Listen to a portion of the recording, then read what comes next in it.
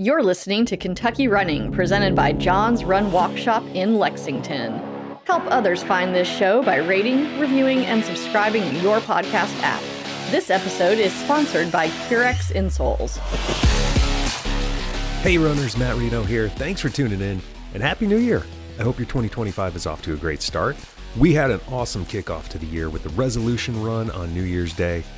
Tons of people came to our store on South Ashland Avenue for a free run or walk with a really fun race atmosphere and some awesome prizes. I love this tradition because it's so encouraging to see all these people not just saying what they want to achieve in the coming year, but also kickstarting their goals right away. Whatever your health and fitness goals are for 25, I hope you stick with them. And to help you, we have another resolution run scheduled for February 15th. Check details at the events page of johnsrunwalkshop.com. And as you're working toward your goals, I want to remind you to do so safely. If you're planning to do more running, walking, or biking this year, make sure you're wearing proper reflective gear and paying attention to your surroundings, especially right now when we have fewer daylight hours. You got to be extra careful on the roads because, to put it bluntly, a lot of drivers out there aren't watching out for you. That's a fact that hits close to home for Frontrunners Lexington. Sadly, one of their members lost their life due to a driver running a red light. Now Frontrunners is looking to prevent other such tragedies. In November, they launched an initiative to collect statistics about the numbers of red light runners at various intersections in Lexington. Those numbers were shocking, but not surprising. Today, I talked with Jason Schubert of Frontrunners about their red light initiative and the next steps that they'll take to improve pedestrian safety in the city. And that conversation starts now. All right, today we're talking with Jason Schubert of Frontrunners Lexington. He's the board chair of Frontrunners. And we're talking about their Counting Red Light Runners initiative, a week-long volunteer-led effort to count how many people are running red lights at intersections around Lexington. Jason, thanks for coming on and talking about this. It's an important issue that affects, well, for those listening to the show, a lot of us are runners or walkers, and obviously that affects us, but it affects so many people throughout Lexington. So I'm really glad Frontrunners took this on. Yeah, it's a huge issue for us as runners and walkers and bikers, but, to your point, rough estimates, about a third of the people in our city don't have access to a vehicle, whether they can't afford it, they're too old, they're too young. So a large sector of our population are pedestrians, and everyone is a pedestrian at some point. We all walk in our neighborhoods, we all walk to the store, we walk to see friends and family. So, this is something that affects everyone in our city at some point. Absolutely. So why did Frontrunners decide to take this on? What was the impetus for this? It started last year. One of our members, Mia Ibrahim, was unfortunately killed by a red light runner. They were on Nicholasville Road at the Rosemont Garden crossing. Mia was in the right-of-way. They had the signal. They were in the crosswalk, and a driver ran the red light and ran them over and killed them. So our running group, Frontrunners, did a memorial service shortly after that and, spoke to some of the media and kind of got a little bit of attention in that way. And really within the club did a lot during the winter months to push pedestrian safety within our club in terms of, using lights while you run and changing some of our routes so we're all on sidewalks, things like that. And we knew we wanted to do more. And it took us a while to really decide on where we wanted to go because it is such a, the concept of pedestrian safety is so big and so many players and so many people involved. And so then this fall, we ended up kind of narrowing down on the red light runners and seeing that that was an issue within our community. And so we had support from city council members and support from other groups. You all were one of our co-organizers as well. So it kind of came about a little organically from that in terms of seeing this as an issue and this is something that we can bring attention to within our community and coordinating the event from there. I hate that it took such a terrible tragedy for this to happen, but it is wonderful that something good is coming out from it.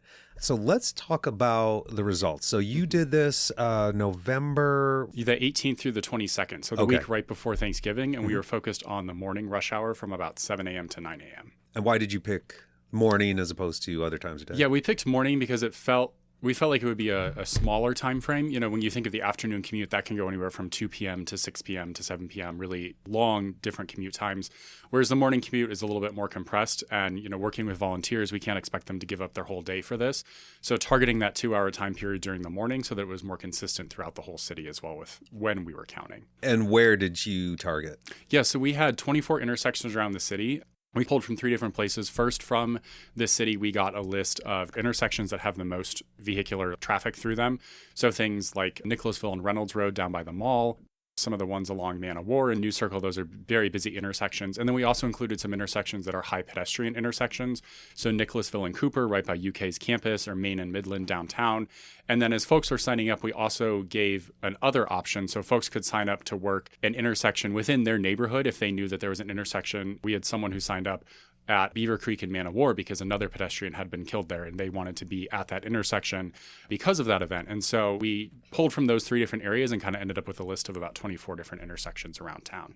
Before we get into more of the results, let's just talk about what your criteria was for running a red light. Like, is it okay to just kind of slow down and creep your way through the intersection? So we used, I think it's KRS 189.333 was the number, as our basis for what's considered running a red light. So from that, if you enter the intersection after the light has turned red without coming to a complete stop, you are running the red light. So the flagrant red light runners where the red light turns red and then 3 seconds later they're going straight through the intersection, those counted. But so did drivers turning right on red and they don't come to a complete stop before turning. That is technically running a red light. Or if you are turning left and, 1 or 2 vehicles go into the intersection, that's fine. But then the light turns red and 5, 6, 7 vehicles go through. So those are the 3 different areas that we coached our volunteers on. And some of the volunteers kept very distinct counts across the 3 numbers. Some of them just looped them all together. Me personally, as I was counting, if a driver slowed down to like 5 miles an hour, I wouldn't count that necessarily. So we do acknowledge that within our numbers, there's a lot of variation and they're not necessarily like scientific or rigorous because we are relying on volunteers. But those are kind of the 3 main categories of red light running that we used.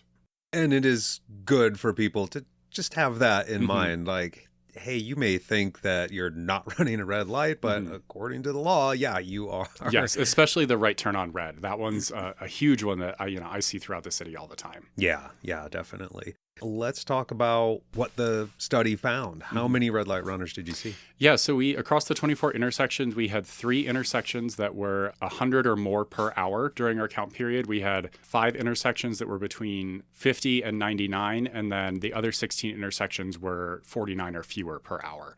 So we ended up using the averages per hour. So we took the total number that we counted, divided by the number of hours that volunteers were out there to just try to get it a little bit more consistent across the different numbers that we had and paint a better picture of what was going on in our city. Wow, 100 per hour in 3 intersections. That's crazy. Yes. Yeah, it was pretty staggering to see that number. I think some of the higher level ones were Nicholasville and Cooper right by campus was a big one. So was Reynolds Road and Nicholasville Road down by the mall. Those busy intersections that we see, lots of people were going through on the red lights on those ones. Definitely something for pedestrians, runners, bicyclists to be aware of. Like even as a driver, I've trained myself. Like I live near Man of War Boulevard. So if I'm going to either cross Man of War or turn onto it, I've trained myself. If I'm sitting at the red light, when the light turns green, I don't hit the gas right away. I take a pause, do a quick look around and make sure no one's running the red light. Because if I hadn't done that, there have been times when I would have been in an accident. Yeah, it's an issue that affects pedestrians. It affects drivers as well. We see a lot of those T-bone collisions because of drivers running red lights. Yeah. Kentucky Running is sponsored by CureX insoles, available at John's Run Walk Shop. If you're a runner or any other kind of athlete, of course, you want to prevent injuries. An easy way to do that is with a pair of insoles. When you run, you're exerting up to 3 times your body weight on your feet and joints. CureX insoles reduce that stress on your joints. Less pressure on your body means decreased pain and increased performance. CureX Run Pro insoles are supportive, but also soft and flexible. They don't take up a ton of room in your shoes. They give you support without you noticing them throughout your run. And they help manage moisture, keep your feet and shoes fresh. They come in 3 profiles, high, medium, and low, to fit your individual arch type. So next time you're in John's Run Walk Shop, ask us to check out your arches and your knee alignment so we can help you find the right pair of CureX Run Pro insoles for you. Learn more at johnsrunwalkshop.com/insoles. So let's go back to the specific intersections. What were the top 5 that you saw the most red light runners? Yeah, so the 5 that we saw based on our counts were Alumni Drive and Man of War Boulevard had 142 per hour. Nicholasville Road and Cooper Drive had 136 per hour.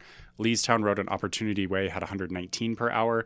Nicholasville Road and Reynolds Road had 92 per hour. And then Leestown Road and Citation Boulevard had 64 per hour. So we can see it's something that's all across the city. It's not concentrated in one area. It's not concentrated just along one road. We can see that this is happening across our city, and this is something that's affecting all of our pedestrians and all of our drivers. I certainly don't want to paint a picture of Lexington as being a city of terrible drivers. I'm sure if you went anywhere else, you'd find this, but this is our city and we want to try to solve this problem. So how are we going to solve this problem? What is Frontrunners looking at for next steps? Yeah, for sure. So it's a super complex issue when you look at it because there are so many different players involved. You have individual drivers and their behavior, pedestrian behavior, the design of our streets, how long the red lights and the yellow lights are, city law, state law, federal law, the design of our vehicles. There's so many things that go into it. So it is a little daunting to think, what can we as a running group here in Lexington, Kentucky do? So we've decided to really focus on both the state level and the local level. So specifically at the local level, one thing we'd like to advocate for within City Council is targeted funding for enforcement of red light laws. The city has done this before with speeding along Richmond Road, and that's been very successful. So advocating for a city to put resources behind targeted enforcement, so having more police officers at the red lights around town. Based on state law, the only way to issue a citation for running a red light is for the police officer to see it with their own eyes. You can't rely on cameras or videos or anything like that. So by increasing the number of police officers that are there, that's one way to deter the behavior. We'd also like to see our city do a little bit more with signage in terms of where to stop on red for some of those right turn on reds. Personally, I'd love to see more intersections that are no turn on red. That's something that we see a lot of around downtown and campus. So that would be another way to lower the number of red light runners that we see in our city. And then also just general driver and pedestrian education. We have to educate both groups on what their rights and responsibilities are when they're on the road. So those are some of our local level things. At the state level, really focusing on two areas. The first is to allow what's called automated enforcement. So those are things like red light cameras, speed cameras. Currently, by state law, we're not allowed to do those. Going back at least a decade, there have been legislation proposed every single session, but it's never made it out of committee. So finding the momentum to have that at least make it to the floor and hopefully pass into law, but then also potentially changing what police officers can use for evidence for issuing a citation for red light running and what that can mean in terms of vehicular manslaughter and things like that. Because going back to Mia's situation, even though it was captured by multiple witnesses and there were ring cameras that documented that the driver went through the red light, there's no criminal consequence for that. And that driver killed someone in our own city. And there's no criminal consequence for that because of the way state law is.